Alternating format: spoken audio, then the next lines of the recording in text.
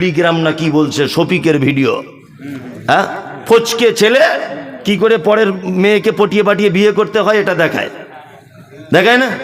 হ্যাঁ, আর কি করে বউ সাজতে হয় এটা দেখায়, কি করে পরের মেয়েকে এরকম করে গুতা দিতে হয় এটা দেখায় ওখানে, হ্যাঁ, কি করে কাকে চোখ মারতে হয় এটা দেখায়, কোমর দুলিয়ে মানে পেট বার করে ড্যান্স করতে হয় বাচ্চা ছেলেকে এটা দেখানো হয়, দেখানো হয় না? দেখানো হয় কি করে মিথ্যা কথাটা গুছিয়ে বলতে হয় এই ভিডিওতে দেখানো হয়। আর আপনার আমার বাড়ির মেয়ে, আপনার আমার বাড়ির ছোট বাচ্চারা মোবাইলে লিখতে না পারলে বলছে শফিকের ভিডিওটা করছে, কি করছে না? সারাদিন এই নিয়ে ব্যস্ত, সারাদিন টোটাল সমাজের সিস্টেমটাই নষ্ট করে দিয়েছে। আর ইহুদি খ্রিস্টানরা এটা চাইছে, ইহুদিরা যেরকম হোক আর সব বাচ্চা ছেলে পঙ্গু হয়ে যাক। এগুলো হচ্ছে কি হচ্ছে না? আল্লাহু আকবার। এই সমস্ত চ্যানেলগুলোকে বয়কট করা দরকার অবিলম্বে। সরকারি পক্ষ থেকে এদের ব্যাপারে কড়া স্টেপ নেওয়া উচিত। জনস্বাক্ষর করে এই চ্যানেলের বিপক্ষে থানাতে অভিযোগ জানানো উচিত। গোটা শিক্ষার ব্যবস্থা, শিশু মনের, কচি মনের সুচিন্তা ভাবনাকে এই সমস্ত মিডিয়াতে দেখা, পল্লীগ্রাম এটা ওটা, এই সমস্ত ভিডিও আমাদের সর্বনাশ করে দিচ্ছে আগামী জেনারেশনকে। করছে কি করছে না? একটা বাচ্চা শিশু কাছে মোবাইল না থাকলে ভাত খায় না। আপনাকে কি বলবো, আমারও মেয়ের অবস্থা তাই, কিছু করার নেই। অবশ্যই আপনার কাছে বিনীত অনুরোধ, শিক্ষায় শিক্ষিত হন, আপনার ছেলেকে করুন, তবে একেবারে এক পক্ষ অবলম্বন করবেন না, তাহলে সমাজ আরো অধঃপতনে চলে যাবে। কি বলছি বুঝতে পারছেন? আপনার ছেলে শিক্ষায় শিক্ষিত হোক, সাথে সাথে মাদ্রাসার সঙ্গে একটুখানি টাচ রেখে দেবেন ইনশাআল্লাহ। ইনশাআল্লাহ দ্বীনি শিক্ষা এবং দুনিয়াবি শিক্ষা দুটোই হবে ইনশাআল্লাহ। তাহলে আপনার ছেলেকে মানুষ বলে সমাজে গণ্য হবে, তাছাড়া হবে না। কি আশ্চর্য ব্যাপার! দ্বীনি শিক্ষা না থাকলে কত সমস্যা দেখতে পাচ্ছেন না? ওই যে বাংলাদেশের একটা কোন নাস্তিক আছে, আসাদ নূর, ব্রাদার রাহুলের সঙ্গে ডিবেট হলো, যেটা দেখেছেন, কত বড় অসভ্য নাস্তিক। নাস্তিক আবার মানুষ হয় নাকি? নাস্তিক তো কেউ হয় না, গরু হতে পারে, নাস্তিক হবে না। ও শিক্ষিত যদি হবে, নাস্তিক হবে না। এখানে জেনারেল শিক্ষিত অনেক লোক আছে, আমার এই কথাগুলো কেটে দেন তো দেখি, তাহলে বলবো আপনি বাপের বেটা। আপনার কত সার্টিফিকেট আছে আর কত আপনার এডুকেশন আছে, কত আপনি শিক্ষিত মানুষ, আমার এই কথাগুলো কেটে দেন যে মমতাজুল সাহেব আপনি এতক্ষণ যা কথা বললেন সব কথা ক্যান্সেল, এটাই ঠিক। মানুষ নাস্তিক কেন হবে? গরু হতে পারে। একটা কথা মাথায় রাখবেন, আমি বিরিয়ানি খাচ্ছি এখানে এসে বেনাদোয়াতে, বিরিয়ানি অরিজিনাল খাইনি, বোঝানোর জন্য। কেউ বুঝতে পারছেন না, তবে আমাকে রিকোয়েস্ট করেছে অনেকবার খাওয়ার জন্য, এটা বোঝানোর জন্য। বিরিয়ানি খাচ্ছি, খুব টেস্ট বিরিয়ানি, আরে বাবা, একদম মচমচ মচমচ করে মুখে দিয়ে চিবিয়ে একদম পেটের ভিতরে ঢুকিয়ে দিলাম। আচ্ছা বলুন তো, আমি যে বিরিয়ানিটা খেলাম এর পিছনে একটা রাঁধুনি আছে না নেই? আছে, আছে, রাঁধুনি থাকবে। আমি এই মাইকটায় কথা বলছি, এই মাইকের পিছনে একজন মাইকটা যে তৈরি করেছে কর্তা, এটা থাকবে কি থাকবে না? থাকবে। আল্লাহু আকবার। একজন গায়ক গান গাইছে, এ দুনিয়া এ মাহফিল তেরি কাম কি নেহি, গান শুনছে। আচ্ছা বলুন তো, এই গান শুনতে শুনতে আপনার একটা গায়কের কথা মনে পড়বে কি পড়বে না? পড়বে কি পড়বে না? পড়বে। গান মানে গায়ক থাকতে হবে। এক কথায় বোঝা যায়, কর্ম থাকলে কর্তা থাকা বাধ্যতামূলক। কাজ যেখানে আছে তার পিছনে একজন কর্তা থাকতেই হবে। হবে কি হবে না? হবে। এই যে প্রতিদিন পূর্ব দিকে সূর্য উঠছে, পশ্চিম দিকে ডুবে যাচ্ছে, আচ্ছা বলুন তো, প্রতিদিন এই যে ডিউটি সূর্যটার, এটা একটা কাজ কি কাজ নয়? তাহলে এর পিছনে একটা কর্তা থাকতে হবে কি হবে না? হবে। তার মানে বোঝা যাচ্ছে নাস্তিক হবার কোনো অপশন নেই, ও গরু, ও নাস্তিকও নয়। আশ্চর্য ব্যাপার, ও স্রষ্টা চিনতে পারছে না। রসগোল্লা খেয়েছেন? রসগোল্লা খান, খুব মিষ্টি, খুব টেস্ট, তাই না? খুব টেস্ট। আমি এখানে খেলাম 2 পিস, খুব টেস্ট বানাদা রসগোল্লা। আচ্ছা, এই রসগোল্লাটা যখন খান, এতেও তো স্রষ্টাকে আবিষ্কার করা যায়। মাথা রাখবেন, স্রষ্টাকে আবিষ্কার করতে হয়। আবিষ্কার মানে খুঁজে পাওয়া। সোর্সটাকে খুঁজে পেতে হয়। কেমন করে? আপনাকে একটা জিনিস বলে দিচ্ছি। রসগোল্লা যেটা আপনি মুখে দিয়ে খুব টেস্ট, উরি বাবা রে, সাংঘাতিক ব্যাপার। বলুন তো রসগোল্লা তৈরি হয় কি দিয়ে? ছানা, তাই না? আচ্ছা, ছানা তৈরি হয় কি দিয়ে? দুধ। দুধ তৈরি হয় কোথায়? গরুতে। গরু খায় কি? ঘাস খায়, তাই না? ঘাস খায়। ও বিচুলি খায়, যেটা ধানের খড় খায়, তাই না? সবকিছু খায়। ওর পেটে থাকে কি? গোবর। গোবর। ওর শরীরের ভিতরে আছে কি? রক্ত, তাই না? এই রক্ত, গোবর, তার মাঝখান থেকে সাদা স্বচ্ছ দুধ তার বাঁট দিয়ে টেনে টেনে বার করা হয়। এই যে টোটাল পদ্ধতিটা, একটা গরু ঘাস খেলো, ঘাস খাওয়ানোর পরে চিবিয়ে চিবিয়ে পেটে গোবর হলো, ওর ভিতর থেকে আবার দুধ তৈরি হলো। আচ্ছা, কোনোদিন দুধ পান করতে গিয়ে গোবরের গন্ধ পেয়েছেন? পাননি। কে এই সিস্টেম করলো? কে? আল্লাহ। আল্লাহ, আল্লাহ। মানুষ নাস্তিক হয় কি করে? অসম্ভব নাস্তিক হতে পারে না কেউ। যে বলছে আমি নাস্তিক, there is no God, আল্লাহ বলে কেউ নেই, ও নাস্তিক নয়, ও গরু। এই রসগোল্লা পর্যন্ত আসা, বলুন তো দেখি এর পিছনে একজন কর্তা আছে না নেই? আছে। কে তিনি? আল্লাহ, আল্লাহ, আল্লাহ। এইবার আপনাকে বলবো শিক্ষিত মানুষদের সম্মান কতটা। এক, খুব মনোযোগ দিয়ে আমার বক্তব্যের এতক্ষণ সব যদি ভুলে যান, আমার 10 পয়সা আপত্তি নেই, এই জায়গাটা ভুলবেন না। পবিত্র আল কোরআনে শিক্ষিত মানুষদের মর্যাদা দিতে গিয়ে আল্লাহ সুবহানাহু ওয়া তাআলা একটা আশ্চর্য ঘটনা বর্ণনা করেছেন। ইতিপূর্বে আপনি শুনেছেন, এটা আমি জানি, তারপরেও আপনার সঙ্গে পুনরাবৃত্তি করছি আমি। লোকমান হাকিম বলে একটা লোক ছিলেন, নাম শুনেছেন? শুনেছেন। নবী ছিলেন? হ্যাঁ, ছিলেন না। রসুল ছিলেন? ছিলেন না। সাধারণ মানুষ ছিলেন। বাড়ি কোথায়? যারা ইতিহাসের ছাত্র আপনারা জানেন, বা যারা জেনারেল লাইনের শিক্ষিত ছেলে আপনারা ভালো জানেন যে দক্ষিণ আফ্রিকাকে বলা হয় দুর্ভিক্ষের মহাদেশ। এই দক্ষিণ আফ্রিকার একটি শহর, জায়গাটার নাম হচ্ছে হাবাসা, বর্তমানে যার নাম ইথিওপিয়া। এই ইথিওপিয়ার কোনো একটা পল্লী গ্রামে জন্মগ্রহণ করেছিলেন, নাম তার লোকমান হাকিম। লোকটা পেশায় বকরি চড়াতেন, পেশাতে কাঠের ভালো মিস্ত্রি ছিলেন, কিন্তু জ্ঞানী খুব জ্ঞানী। কেমন জ্ঞানী জানেন? লোকমান হাকিম যে মালিকের বাড়িতে কাজ করে বকরি চড়ানোর, একদিন বকরি জবাই করেছে। মালিক বলছে, লোকমান আজকে রান্না হলো কি? বলছে আজকে রান্না হয়েছে বকরি। লোকমান, এক কাজ করো, বকরির দেখে সব থেকে উৎকৃষ্ট জিনিসটা আমাকে দাও, আমি খাবো। লোকমান হাকিম আনলেন হৃৎপিণ্ড, আনলেন বকরির জীব। জীব আর হৃৎপিণ্ড, এই দুটো জিনিসের প্লেটে করে দেওয়া হলো মালিককে। মালিক খাচ্ছে, খেতে খেতে বলছে, লোকমান তাহলে এইটাই একটা প্রাণীর দেহের সব থেকে উৎকৃষ্ট, মানে উত্তম? বলছে হ্যাঁ। লোকমান হাকিম কিছুদিন পরে আবার বকরি জবাই করে রান্না করেছে। মালিক বলছে, এই লোকমান, আজকে তুমি বকরির দেহের সব থেকে নিকৃষ্ট জিনিসটা আমার কাছে আনো, আমি খাবো। লোকমান হাকিম আবার এই হৃৎপিণ্ডটা আনলেন আর জীব আনলেন। তখন মালিক বলছে, লোকমান তাহলে এই দুটো আগের বার এনেছিলে উৎকৃষ্ট বলে, আজকে নিকৃষ্ট, আবার এইটাই আনলে? তখন লোকমান হাকিম বলছেন, হুজুর, একটা প্রাণীর ভিতরে যদি দুটো জিনিস সুস্থ থাকে তাহলে সে সুস্থ। একটা মানুষের ভিতরে যদি দুটো জিনিস কেউ ভালো করে নিতে পারে, তার জন্য জান্নাত আল্লাহ রেডি করে রেখে দিয়েছে।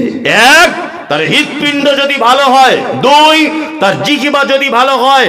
সারা পৃথিবীতে যত বিপর্যয় হয়েছে, যত সাম্প্রদায়িকতা হয়েছে, যত হিন্দু মুসলিম মারামারি হয়েছে, মুজাফফরনগর থেকে শুরু করে আর আপনার ত্রিপুরা থেকে শুরু করে আর সারা ভারতবর্ষ যত জায়গায় সাম্প্রদায়িকতা, যত জায়গায় মানুষে মানুষে খুন মারামারি, তার মূল আগে কিন্তু পিস্তল ব্যবহার করা হয়নি, আগে ধনুক ব্যবহার করা হয়নি, আগে বোম বারুদ ব্যবহার করা হয়নি। সমস্ত ঝামেলার মূলে হচ্ছে এই জায়গাটা, জীব, তাই না? এই লোকটা সুস্থ এখানে বসে আছে, একে যদি আমি শালা বলে গালি দেই এখন, তাহলে ও আমাকে মারতে আসবে কি আসবে না? আসবে কি আসবে না? তাহলে ও যে আমাকে মারলো, আমি আবার ওকে মারবো কি মারবো না? তাহলে বলুন তো, সর্বপ্রথম দুজনের ভিতরে বিচ্ছেদ ঘটিয়েছে কে? এই যে শালা বলে গাল দিয়েছি তাই, মানে জীব। এই জায়গাটা যে হেফাজত করতে পারবে, এই লোকমান হাকিম তার বেটাকে কয়েকটা জিনিসের শিক্ষা দিয়েছেন। আপনার কাছে অনুরোধ, আল্লাহ সুবহানাহু ওয়া তাআলা লোকমান হাকিমের সেই শিক্ষাটাকে, তার বেটাকে দেওয়া শিক্ষাকে এত গুরুত্ব দিয়েছেন, এত মর্যাদা দিয়েছেন। লোকমান হাকিমের দৈহিক গঠন সম্পর্কে তাফসীরের ভিতরে বলা হচ্ছে, লোকটা ছিল মানে বেঁটে লোক, চওড়া, কালো, কুচকুচ কুচকুচ কুচকুচ করত। আফ্রিকার লোক মানে ঠোঁটটা মাটির দিকে ঝোলা, কালো কুচকুচে লোক। এর থেকে আর একটা জিনিস বুঝে নেন, বংশ মর্যাদা আপনার মর্যাদা বাড়ায় না, বাড়াবে না। আপনি সুন্দর বলে আপনার মর্যাদা বাড়বে না। কোটিপতি লোক, আপনার মর্যাদা বাড়বে না। কিন্তু আপনি শিক্ষিত মানুষ হলে আপনার মর্যাদা বাড়বে। লোকমান হাকিমকে আল্লাহ তাআলা একেবারে টেনে নিয়ে চলে এলেন পবিত্র আল কোরআনুল কারিমে। আশ্চর্য ব্যাপার, লোকমান হাকিম তার বেটাকে শিক্ষা দিচ্ছেন। সেই শিক্ষাটা আমি এবং আপনি কাল সকাল হতে হতেই আমার বেটাকে আর বেটিকে দেবো ইনশাল্লাহ। বলুন ইনশাল্লাহ। এক, লোকমান হাকিম তার বেটাকে বলছেন, ওয়াইজ ক্বালা লোকমান আলী ইবনিহি ওয়া হুয়া ইয়াইযুহু ইয়া বুনাইয়া লা তুশরিক বিল্লাহ ইন্নাশ শিরকা লাযুলমুন আযীম। লোকমান হাকিম তার বেটাকে বলছে, লোকমান যখন উপদেশের ছলে তার পুত্রকে বলেছিলেন, হে আমার পুত্র, আল্লাহর সঙ্গে কাউকে কোনোদিন শরীক করে দিও না। আপনার পরিবারকে, আপনার বেটাকে, আপনার বেটিকে, আপনার স্ত্রীকে, আপনার মাকে, আপনার বোনকে, আপনার বাপকে যদি জাহান্নামের আগুন থেকে যদি বাঁচাতে চান, তাহলে আপনার পরিবারকে সর্বপ্রথম যে শিক্ষাটা দেওয়া লাগবে সেটা হচ্ছে কি? শিরক থেকে দূরে চলে এসো। পৃথিবীতে যত পাপ আছে শিরকের থেকে আর বড় কোনো পাপ কি নাই। শিরক কাকে বলে এটা আমি বলেছি অনেকবার, তারপরে আপনার স্মরণে নেই। আজকে ডাইরেক্ট শুনে যান। আল্লাহর যে ক্ষমতা আছে, এই ক্ষমতা পৃথিবীর অন্য কারো আছে, এটা মনে করা শিরক। কি বলছি বুঝতে পারছেন? আল্লাহর যে ক্ষমতা আছে, এই ক্ষমতা পৃথিবীর অন্য কারো আছে, এটা মনে করা শিরক। রুজির মালিক কে? হায়াতের মালিক, মত আল্লাহ। রুজির মালিক আল্লাহ, কিন্তু ওই বেলডাঙ্গা বড়ুয়ার মোড়ে একটা দোকান আছে খুব ভালো, দোকানের পাল্লার তলাতে দেখছি একটা তাবিজ ঝোলানো আছে, বলছে বেচা কেনা বেশি হবে। আছে না? আছে। গাড়ির ড্রাইভার নতুন গাড়ি কিনেছে, তাবিজ করে ল্যামিনেশন করে ঠিক ড্রাইভারের সামনে দেখছি টাঙানো আছে। আছে না নেই? আছে। দোকানদার দোকান খুলেছে, ফার্স্ট কাস্টমার গিয়ে বলছে, ভাই ধারে 5 টাকার মুড়ি দাও। বলছে আস্তাগফিরুল্লাহ, এখনো বউনি হয়নি আর ধারে মাল। বলে কি বলে না, ধারে দিলে তোমার ক্ষতি কি? ড্রাইভার গাড়ি চালাতে চালাতে সামনের দিক দিয়ে একটা বিড়াল চলে গেছে, ক্যাক করে ব্রেক মেরে একদম ছ্যাট করে দাঁড়িয়ে গেল।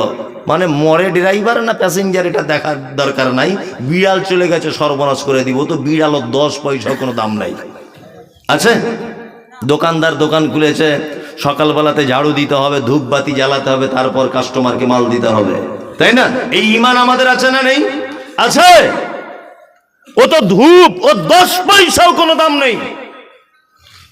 ও তো গোবর দিয়ে আর কাঠের গুঁড়ো দিয়ে তৈরি হয়, ওর 10 পয়সাও কোনো দাম নেই। ও তোমার দোকানের ভালো মন্দ কি করে দিতে পারে? রুজি কার পক্ষ থেকে আছে? কার? আল্লাহর। অনেক মানুষ বলেছে পরিশ্রম করি বলে আজকে এই জায়গায় পৌঁছাতে পেরেছি। ঘোড়ার ডিম। পরিশ্রম করেছো বলে এই জায়গায় তুমি পৌঁছেছো। পরিশ্রম করলে সম্পদ বাড়ে? কে তোমায় বলেছে? পরিশ্রম করলে যদি সম্পদ যদি বেড়ে যেত, তাহলে বনের রাজা সিংহ না হয়ে গাধা হতো। গাধা বেশি পরিশ্রম করে, সারাদিন মালিকের বোঝা বইছে না? সারাদিন মালিকের বোঝা বইছে। আর বনের সিংহ কোনো কাজ নেই, দাদাগিরি মেরে বেড়াচ্ছে বনের ভিতরে। তার মানে বোঝা যায় শুধু আপনার পরিশ্রমের সফলতার মাপকাঠি নয়, উপর থেকে 50,000 বছর আগে যেটা সিলেক্ট করে দেওয়া হয়েছে ওইটার উপর আপনাকে দাঁড়িয়ে থাকতে হবে। শিরক মারাত্মক বড় পাপ। ছোটখাটো শিরক আছে, বড় শিরক আছে। বড় শিরক মানে হচ্ছে ওই যে দেখতে পাচ্ছেন সোশ্যাল মিডিয়াতে সব মাজারে গিয়ে, কবরে গিয়ে, বট গাছের তলায়, আম গাছের তলায় সেজদা দিচ্ছে মানুষ, দেখতে পাচ্ছেন? কি আশ্চর্য ব্যাপার। আবার বলছে আমাদের পীর সাহেব জীবিত অবস্থায় যা পাওয়ার ছিল মরার পরে পাওয়ার আরো বেড়েছে। আশ্চর্য ব্যাপার। বলছে পীর সাহেব জ্যান্ত অবস্থাতে যে পাওয়ার ছিল ওর মরার পরে আরো পাওয়ার বেড়েছে। তাজ্জব ব্যাপার। শিরক দুই ভাগে বিভক্ত, এক হচ্ছে শিরক আকবার আর এক হচ্ছে শিরক আসগার। একটা হচ্ছে বড় শিরক, একটা হচ্ছে ছোট শিরক। বড় শিরক আল্লাহকে বাদ দিয়ে অন্য কাউকে তার সমকক্ষ মনে করে সেই কাজ করা, এটা হচ্ছে আকবার। আল্লাহকে বাদ দিয়ে অন্য কোনো জায়গায় মাথা নত করা, কাউ কবরে সেজদা দেওয়া, গাছতলাতে সেজদা দেওয়া, এর নাম কি? বড় শিরক। ছোট শিরক আছে অনেক কোয়ালিটি। তার ভিতরে আমাদের হাতে বাড়ির মেয়েরা বিশেষ করে এগুলো করে, যে হাতে দেখবেন তাবিজ, লাল সুতো, কালো সুতো পরে ঘুরছে না? সব শিরক, সব শিরক। এই কথা আমি বলি মাঝে সাঝে, খুব বলি। আজকে আবার প্রসঙ্গক্রমে চলে এলো বলে আজকে আবার আপনাদেরকে বলছি। ইমাম সাহেব ওর বেতন 4,500, 8 বছর ইমামতি করছে। 8 বছর বেতন কম বলে ভিতরে ভিতরে একটু তাবিজ টাবিজ দেয়, হালকা পাতলা দেয়, গোপনে গোপনে দেয়।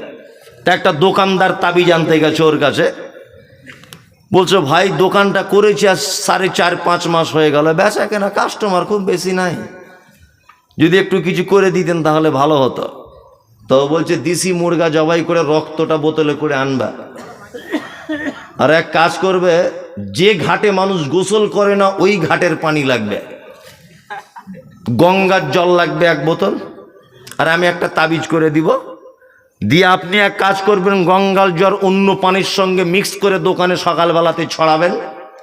আর রক্ত দিয়ে যে তাবিজটা লিখবে এটা তো খুব ইম্পর্টেন্ট ব্যাপার, এটা আপনি এক কাজ করবেন ক্যাশ বাক্সের ভিতরে রাখবেন, আর আমি যেটা লিখে দিব ওটা পাল্লার তলে আঠা দিয়ে চিটিয়ে দেবেন, দেখবেন কাস্টমার কি বলে। ও বাড়ি চলে এলো, ইমাম সাহেব বেশ মাথায় ফুঁক দিয়ে 500 টাকা ঝেড়ে নিয়েছে। ভালো করে বোঝার চেষ্টা করুন। আচ্ছা বলুন তো, ওর যদি রক্ত দিয়ে তাবিজ দেওয়া, ওর যদি লেখা তাবিজ দেওয়া, এর যদি দোকানে যদি বেচা কেনা বাড়ে, ও কেন 4,500 টাকা আজকে 10 বছর ইমামতি করছে? হ্যাঁ, ও তো একটু মসজিদের কমিটিকে তাবিজ করে কিছু বেতন বাড়িয়ে নিতে পারে, পারে কি পারে না? শিরক মারাত্মক বড় পাপ। বাস কিনেছে, বলেছি এটা সোশ্যাল মিডিয়াতে, বাস কিনেছে একটা লোক 15 লাখ টাকা দিয়ে, 15 লাখ টাকা বাস কিনে ওই যে পীর সাহেবরা বসে আছে বড় ফতুয়া পাঞ্জাবি পরে, জীবনে নামাজ কালাম কিছু করে না। আমি তো দেখে এসেছি দরগাতে 24 ঘন্টা এরকম করে খৈনি বলছে, 24 ঘন্টা এরকম করছে। আল্লাহ, এক ওয়াক্ত নামাজ নাই, কিছু নাই। গেছে ওখানে গিয়ে বলছে 15 লাখ টাকার বাস কিনেছি, কিছু ব্যবস্থা করুন। পীর সাহেব দেখছে বেশ ভালো একটা বড় কাস্টমার পেয়েছি, তখন বলছে হুজুর তাবিজ কেমন দাম পড়বে? বলছে লকডাউনের পর থেকে তো রেট বেড়ে গেছে, 10,000 টাকা মোটামুটি লাগবে। তো হুজুর তাহলে তাবিজে কাজ কি হবে? বলছে যে ড্রাইভার চালাবে ওর পাছার তলায় রেখে দেবে তাবিজটা, দেখবে তোমার বাস যখন বহরমপুর রোডে চলবে সব বাস ফাঁকা হয়ে যাবে, তোমার বাসে দেখবে প্যাসেঞ্জার বাদুরের মতো ঝুলছে। লোকটা তখন ভাবছে যদি সব প্যাসেঞ্জার খালি হয়ে যায় অন্য বাসে, আর আমার বাসে যদি ভিড়ভাট্টা করে তাহলে 2 দিনে টাকা উঠে যাবে, 10,000 টাকার মাল নিয়ে চলে এসেছে। এই হারামখোর, হারামখোর, তোমার 10,000 টাকার তাবিজ যদি সব বাস খালি হয়ে এর বাসে যদি প্যাসেঞ্জার চলে আসে, তুমি ব্যাংকের ম্যানেজারকে একটু তাবিজ করে সব টাকা তোমার বাড়িতে আনো, তুমি কেন ফতুয়া পরে তাবিজ লিখছ? হ্যাঁ, বিজ্ঞানের যুগে এই সমস্ত জিনিস চলে? চলে বলুন? শিরক মারাত্মক বড় পাপ। কত বড় পাপ, আল্লাহ কত রেগে যায়। আপনাকে এবার একটা কথা যুক্তি দিয়ে বলছি, বোঝার চেষ্টা করুন। আপনার স্ত্রী খুব সুন্দরী, খুব সুন্দরী, আর ঠোঁটগুলো যেমন গোলাপি কালার, হ্যাঁ, মাথার চুলগুলো তেমন, আর তার চলনটা তেমন, আর কি আড়া আড়ে দেখায়, মিষ্টি করে হাসে, মানে তাকে বলা যাবে না আর কি। আচ্ছা বলুন তো, আপনার স্ত্রী যে এত সুন্দরী, আপনার কোনো অবদান আছে? কথা বলুন, নাই। ইমাম সাহেবকে 500 টাকা দিয়ে আর 1000 টাকা মোহর দিয়ে ওকে বিয়ে করে বউ করে নিয়ে এসেছেন। লাল ফিতে কিনে দিয়েছেন একটা, কানের দুটো দুল দিয়েছেন, আর কিছু দিতে পারেননি। ও আপনার বউ হয়েছে। 1 মাস এক বিছানায় এক বালিশে মাথা দিয়ে কাটিয়েছেন। স্বামী স্ত্রী প্রেম ভালোবাসা মহব্বত জন্ম হয়েছে। আপনি রাজমিস্ত্রি ঠিকাদার, আপনি দিল্লিতে কাজে চলে গেলেন। 3 মাস পরে বাড়ি এসেছেন। বাড়ি আসার পরে দরজা খুলেছেন, দেখছেন আপনার ছোট ভাইয়ের গলা ধরে আপনার সেই অপরূপা চরমা সুন্দরীটা বসে আছে, আপনার ছোট ভাইয়ের গলাতে হাত দিয়ে। আচ্ছা বলুন তো, আপনার রাগ হবে কি হবে না? কেন হবে? কেন? ও তো ছোট দেওর হিসেবে একটু হাত দিতেই পারে, রাগ হবেই বা কেন? হ্যাঁ, খুব রাগ হবে। আপনার স্ত্রীকে আপনি দিয়েছেন কি? ওর গোলাপি ঠোঁট, ওর চোখের সৌন্দর্য, ওর মাথায় ঝোলা কেশ, ওর হাতের মানে সৌন্দর্য, ওর কথা বলার সৌন্দর্য, ওর মুখের সৌন্দর্য, ওর চলনের সৌন্দর্য, ও হাঁসের ডিমের মতো সাদা চকচকে ফর্সা। আপনার বিন্দু পরিমাণ কোনো অবদান নেই। অবদান কার? আল্লাহর। 1000 টাকা মোহর দিয়ে, ইমামকে 500 টাকা বিয়ে পড়ানোর টাকা দিয়ে, দুটো লাল ফিতে আর একটা কানের কিনে দিয়ে, এত অধিকার কিসের যে আপনার ছোট ভাইয়ের গায়ে হাত দিলে আপনার রাগ হয়? হ্যাঁ, অন্য কোনো পরপুরুষের দিকে একটু মুচকে হাসলে আপনার খুব জ্বালা ধরে। কারণ কি? এত অধিকার কিসের? সামান্য 500 টাকা মোহর দিয়ে, দুটো লাল ফিতে দিয়ে, এত যদি তুমি অধিকার দেখাতে পারো যে কারোর দিকে ফিরে মিষ্টি করে কথা বললে তোমার যদি জ্বলন ধরে যায়, যে আল্লাহ তোমাকে বডিটা টোটালি বানিয়েছেন, যে আল্লাহ তোমাকে অক্সিজেন দেন, যে আল্লাহ তোমার আই পাওয়ারের কন্ট্রোল করেন, যে আল্লাহ তোমার খাদ্য পেশিকে সতেজ রাখেন, যে আল্লাহ তোমার পিপাসা লাগলে পানি পান করবে ভিতরের ট্যাঙ্কি ভালো রাখে, যে আল্লাহ তুমি চলবে বলে পায়ের তলাতে শক্ত চামড়া দিয়ে তোমার সুবিধা মতো করে তোমাকে বানিয়েছে, যে আল্লাহ তোমায় দেখতে ভালো লাগবে বলে তোমার সেফটির জন্য চোখের ভিতরে যাতে কোনো আবর্জনা ঢুকে না যায় তার উপরে দিয়েছে ভুরু, যাতে ঘামটা এইভাবে ঝরে তোমার চোখে না ঢুকে যায়, এইটাকে দিয়েছে গার্ড করার জন্য এবং সৌন্দর্য বাড়ানোর জন্য। এত কিছু যে আল্লাহ তোমাকে দিয়েছে, তাকে বাদ দিয়ে যদি আপনি অন্য কোনো জায়গায় মাথা ঠোকেন, আল্লাহ রাগ করবে কি করবে না বলুন? করবে। দুটো লাল ফিতে কিনে যদি বউ অন্য কারোর দিকে হাসি মেরে কথা বললে যদি রাগ হয়, যে আল্লাহ টোটাল বডিটা, টোটাল সম্পদ আপনাকে দান করেছে, তাকে বাদ দিয়ে যদি আপনি কোনো কারো কাছে যদি চাওয়া পাওয়ার জন্য যান, তাহলে এটা শিরক, শিরক, শিরক। আল্লাহ এত রাগান্বিত হবেন, আপনি প্রস্তুত থাকুন, আপনি অচিরেই ধ্বংসের পথে চলে যাবেন। আল্লাহ তাআলা বলেন, ইত্তাবিউ মা উনজিলা ইলাইকুম মির রাব্বিকুম ওয়া লা তাত্তাবিউ মিন দুনিহি আউলিয়া কালিলাম মা তাযাক্কারুন। আল্লাহ বলছে আনুগত্য করো, তোমরা কি করো? মেনে চলো। মা উনজিলা ইলাইকুম মির রাব্বিকুম, রবের পক্ষ থেকে যেটা অবতীর্ণ করা হয়েছে। ওয়া লা তাত্তাবিউ মিন দুনিহি আউলিয়া, তোমরা আনুগত্য করো না মিন দুনিহি আউলিয়া, আল্লাহকে বাদ দিয়ে কোনো ওলি আউলিয়াকে। চলবে? অলি মানে কে? অভিভাবক। আমাদের কাছে অলিটাকে এমন করে উপস্থাপন করা হয়েছে, অলি মানে বিয়ে করা চলবে না। অলি মানে মাথায় বড় বড় চুল থাকতে হবে, আবার উকুনও থাকতে হবে ভিতরে। অলি মানে বড় বড় গোঁপ, একটা ঠ্যাং গাছের উপরে এরকম করে মাথা থাকবে। হ্যাঁ, 30 বছর জঙ্গলে বসবাস করবে, গায়ের ময়লাতে গন্ধতে ঘুমাবে না। এ হচ্ছে আল্লাহর অলি। এরকম করে অলিদের বর্ণনা দেওয়া হয় না আমাদের কাছে? এ বিশাল বড় আল্লাহর অলি, কাঁচা কুঞ্চি নিয়ে তোমার পাছার চামড়া তুলে দিতে হবে, অলিগিরি তোমার বার করে দিতে হবে। বিয়াদব কোথাকারে। যাদের ব্যাপারে আল্লাহ তাআলা পবিত্র আল কোরআনে বলছেন, আনআমাল্লাহু আলাইহিম মিনান নবিয়্যিন ওয়াস সিদ্দীকিন ওয়াস শুহাদা'i ওয়াস সালিহিন, পুরস্কার প্রাপ্ত 4 কোয়ালিটির মানুষ: 1 নবীগণ, 2 সিদ্দিকগণ, 3 শুহাদা, চার সালেকিন সৎকর্মশীলগণ, এই চার কোয়ালিটির মানুষ পৃথিবীতে তারা প্রাইজ পেয়ে গেছে। আবু বক্কর পৃথিবীর সব থেকে দামি মানুষ রাদিয়াল্লাহু তাআলা আনহু, ওমর দামি মানুষ, ওসমান দামি মানুষ, আলী দামি মানুষ, আব্দুর রহমান ইবনে আউফ রাদিয়াল্লাহু তাআলা আনহুম আজমাইন, এনারা দামি মানুষ। আচ্ছা বলুন তো, আবু বক্করের জীবনে এই রকম কোন ইতিহাস খুঁজে পাওয়া যায় যে তিনি জঙ্গলে বসবাস করছেন, বড় বড় গোপ ছিল, মাথায় পাগড়ি বেঁধে ঘুরতেন, জীবনে বিয়ে শাদী করেননি? ইতিহাস পাওয়া যায়? পাওয়া যায়? যায় না। আল্লাহ তাআলা বলছে অন্য কোন অভিভাবকের তোমরা আনুগত্য করো, একদমই নয়। সে মারাত্মক বড় পাপ। আল্লাহ এই পাপ থেকে বাঁচার তৌফিক দান করুক, আমিন আমিন। আমি মমতাজুল ইসলাম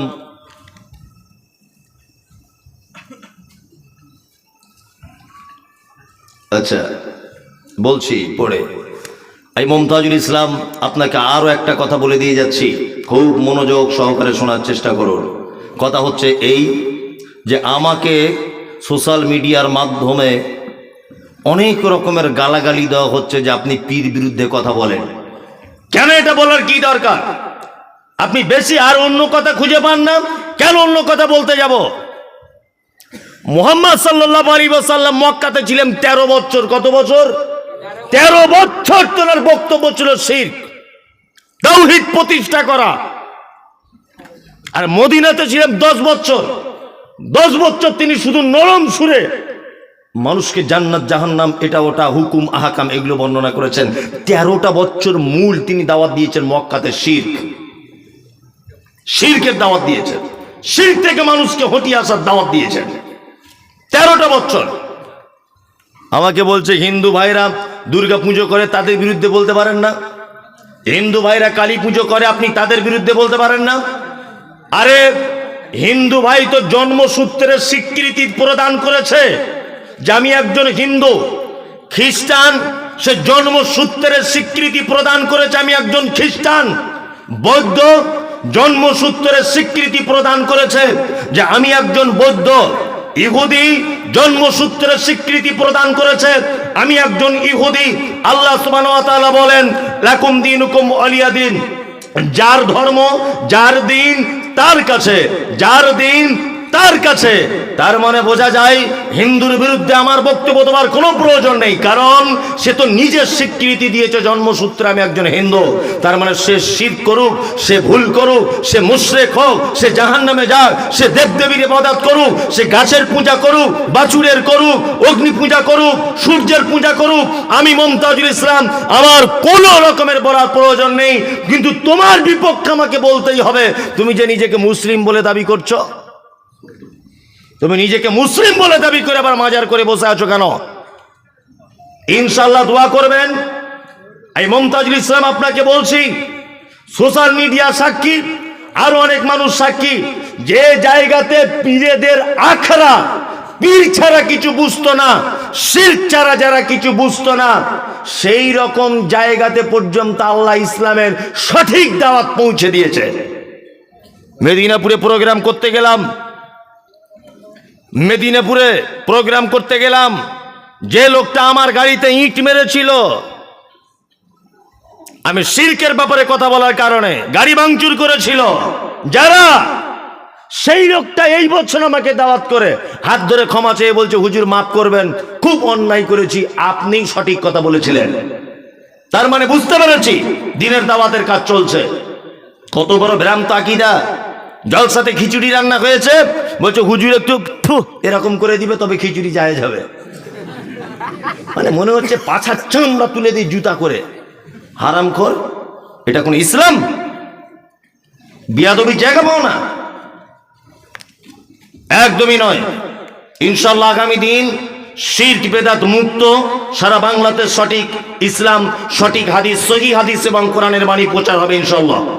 ইনশাআল্লাহ সমস্ত পশ্চিম বাংলায় বক্তাদের কাছে এটা আমার অনুরোধ, যতক্ষণ পর্যন্ত বক্তব্য দিবেন অন্তত পক্ষে 20 মিনিট শিরকের ব্যাপারে আলোচনা করবেন। সমাজ সর্বনাশ করে দিয়েছে যে পাপ। আল্লাহ আমাদের সকলকে শিরক মুক্ত সমাজ গড়ার তৌফিক দান করুক, আমিন। কি এটা ও মানে 12টা বেজে গেছে, দানের ধরিয়ে দিল। একটা মাত্র বলা হয়েছে, আর অনেক কিছু বলা বাকি ছিল। না না বলবো? তাহলে এগুলো থাক, পরে বলবো। তাহলে এগুলো থাক, পরে বলবো। হ্যাঁ বলবো পরে ইনশাআল্লাহ। তারপরে আল্লাহ তাআলা বলছেন ওয়াসাইনাল ইনসানা লিওয়ালিদাইহি হামালাতুহু উম্মুহু ওয়াহানান আলা ওয়াহানিন ওয়া ফিসালুহু ফি আমাইনি আনিশকুরলি ওয়া লিওয়ালিদাইকা ওয়া ইলাইয়াল মাসির। আল্লাহ তাআলা লোকমান হাকিমের দ্বিতীয় উপদেশকে কোরআন মাজিদে নোট করতে গিয়ে বলেছেন, আমি মানুষকে তার পিতামাতার প্রতি সদাচরণ করার নির্দেশ দিয়েছি। তার জননী, তার মা তাকে কষ্টের পর কষ্ট গর্ভধারণ করেছে এবং তার দুধ ছাড়ানো হয় 2 বছরে।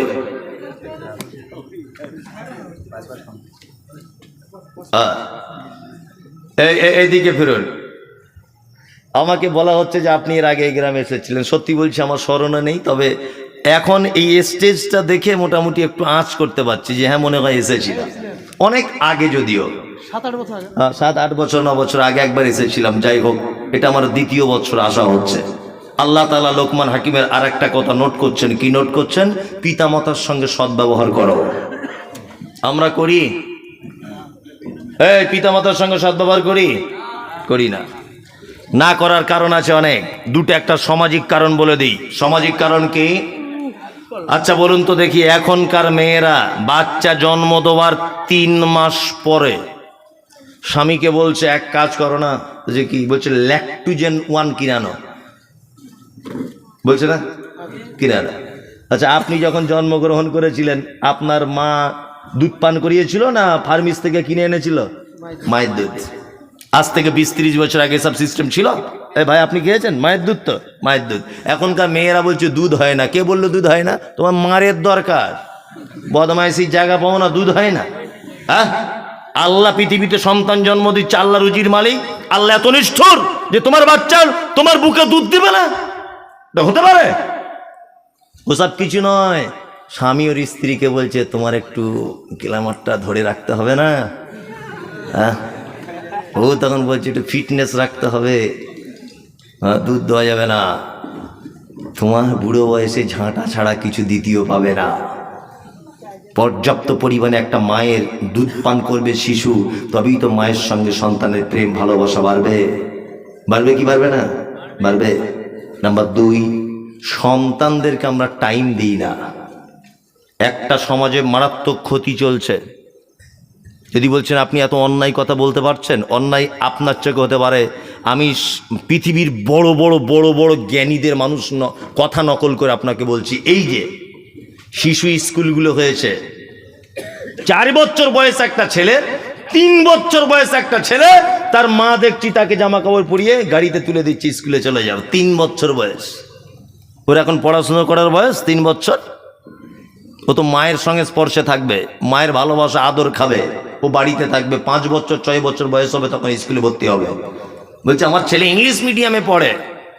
বয়স কত? বলছে 3 বছর। 3 বছরে ঘোড়ার ডিম শিখবে। 3 বছরে স্কুল লাগে না। 3 বছরে পৃথিবীর সব থেকে বড় বিদ্যালয় তুমি নিজের কাছে রাখো। মানে এক কথায় মা একটু ফ্রি টাইম, একাকী মোবাইল ঘাটার সুযোগ বার করেছে। যে 3 বছরের ছেলে স্কুলে চলে গেছে, এখন 4 ঘন্টা আসবে না 5 ঘন্টা, এই সুযোগে একটু মোবাইল ঘাঁটছে, গান দেখছে, এই করছে তাই করছে। করছে কি করছে না? করছে। আল্লাহু আকবার।